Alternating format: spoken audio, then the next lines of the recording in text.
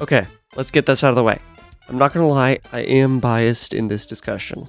I have been a huge fan of the book series for years, and I own every book, so I definitely have a lot more context than anyone who hasn't read them.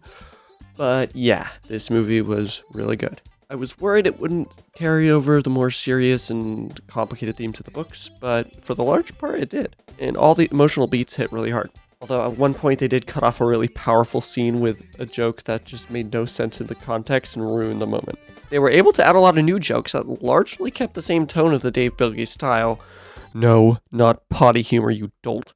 A lot of jokes and even many entire scenes were just ripped directly from the books, mostly Tale of Two Kitties, which I think is fine, but a lot of the time it felt like the movie was just throwing a million scenes and plot points at us at once, which was really overwhelming, and the pace was often too fast to comprehend, and even if that was the point, it often was just too much. The performances were spectacular from pretty much the entire cast, and even the few celebrity roles did pretty well, which was surprising to me. The animation was stunning for the duration, and just like The Wild Robot, if not to the same extent, there were several absolutely incredible shots that they just casually dropped during the strongest moments, and like random scenes, which I really liked.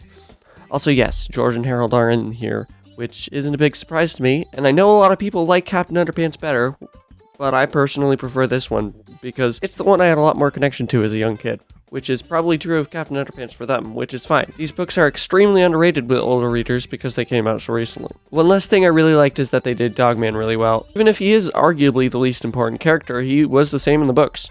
He mostly serves as a side plot to the main core of the story, which lies in Petey and Lil Petey's relationship.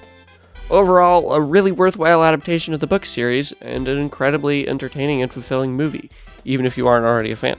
Now, I was going to give this movie an 8 out of 10, but then I remembered that Big Jim is in it, so I guess I'm going to have to go with 0.